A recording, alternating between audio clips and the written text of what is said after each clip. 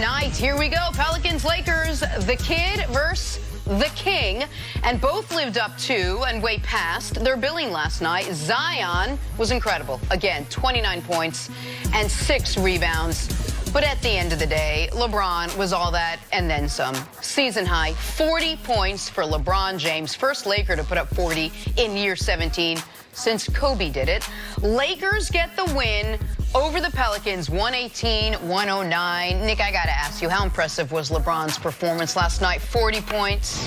It was another playoff-level performance from LeBron, like we saw right before the break with that game against Denver, the game that had seeding implications, the game that we said where we talked about LeBron getting dressed a bit earlier than usual, like he does in an actual playoff game. And listen, I'll remind the audience again, because nobody can remember anything that didn't happen in the last 6 weeks, and LeBron didn't make the playoffs last year.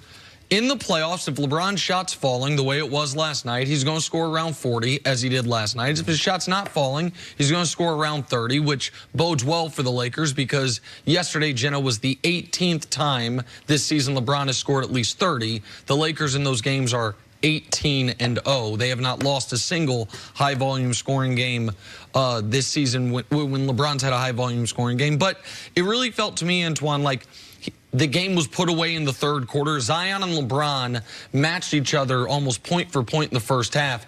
In the early parts of the third quarter, when LeBron hit those consecutive three-pointers and gave the Lakers a comfortable margin, even though the Pelicans came back when LeBron went to the bench and briefly even took the lead, it felt like the Lakers were in full control from that moment forward. And if not for the just atrocious Rondo and Kuzma minutes once again, this is a 25-point blowout, but the Lakers end up winning comfortably in a game with LeBron offensively, maybe his best game of the year.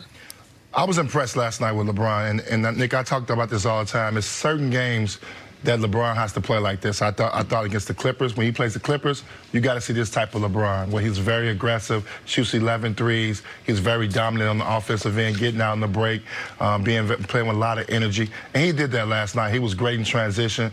Some of his dunks last night were incredible, so that lets you know when he's playing at that next level.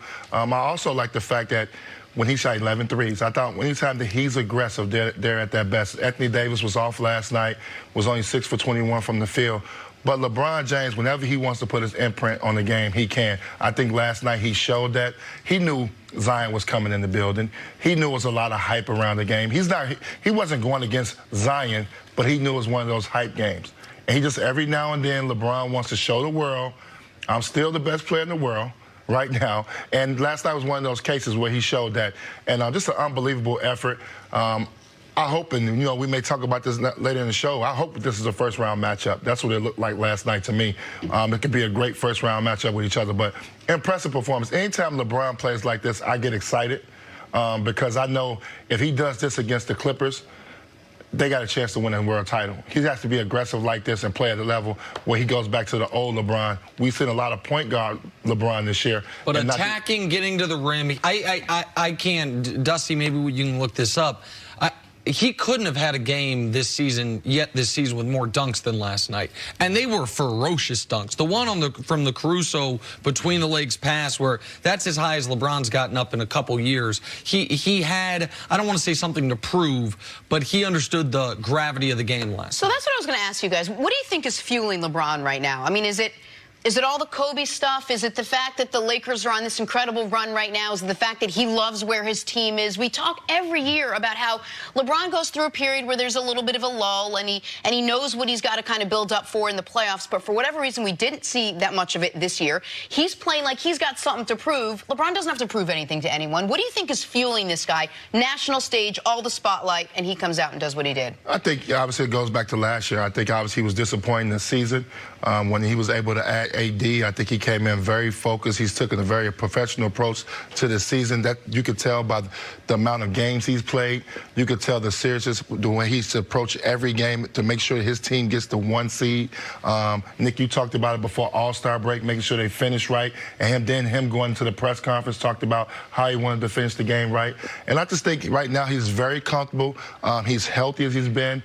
Obviously, we see he can turn it on and be as athletic as he wants to be. be when he needs to be. So I think right now LeBron is just focused. He's got championship on his mind. And also, too, obviously Kobe has probably gave him even an extra push to want to do this for him as well. Well, and that the Kobe Bryant tragic element of this is, to me, the aligning story now with this Lakers season. And it is impossible to imagine another player in the NBA being in the position LeBron is in, being the face of the Lakers, being the guy that has to give the speech right after Kobe's death and somehow does that pitch perfect, seemingly unscripted. And then each time there has been some part of the Kobe Bryant tragedy aligned with basketball, he has answered the bell. The day before the memorial, they're playing the hated rival Boston Celtics. You have all the luminaries in the building.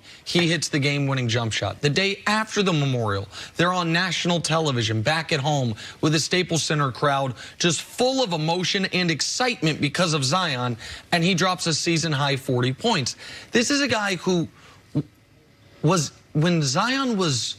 LeBron was already in the league when Zion was 3 years old. When Zion was, do I have that right? Yeah, I have that right. When LeBron came into the league, Zion was 3.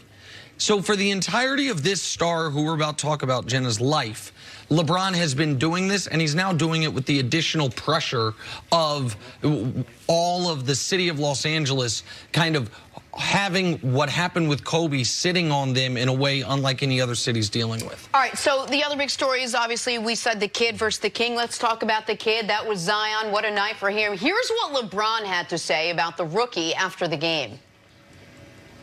The kid's special. I mean, we all know that. And every game is going to be another opportunity for him to get better and a learning experience for him. But in today's game, where it's a track race, it's a fast pace, it's high tempo, it fits his game perfectly. And the way that they play, it fits his game perfectly because they get the ball out. First 8 seconds, they're trying to score and score and score. So, but the kid is special, man, and you know, they got a good one in him. They certainly do. What did you make of Zion's first game against LeBron, Antoine? I took a lot out of last night. I took a lot of positives, but also took a couple negatives out of it. I thought he was great around the basket at times. We saw length bother him last night. He got his shot blocked probably 4 or 5 times with Anthony Davis and JaVale McGee. So he struggles against height. We see that. But his tenacity to continue to keep playing, play through plays, I think, you don't see that sometimes from a 19-year-old. If things ain't going well for him, he continues to play through it no matter what's going on the court. And I thought last night, this is the reason why he should came back. People was like, oh, well, why Zion come back? Why he should never came back? This is why you come back, to see where you're at. And to play the game that he played against the best team in the league right now, well, the second best team, record-wise. Best team in the West. In the West right now, a championship contender, speaks volumes. It helps build, obviously, confidence in him to where he can be at. Playing against Anthony Davis, a JaVale McGee, 2 longer guys. So now he knows offensively what things he needs to work on to get better. Now he knows he has to really work on his jump shot, be able to make a couple of those throughout a game. Don't put so much pressure on himself. I thought the most impressive part to his game last night was getting to the free throw line 19 times. Listen, because it's unbelievable. It's his 13th game. He goes 29-6 on the road against the best team in the West.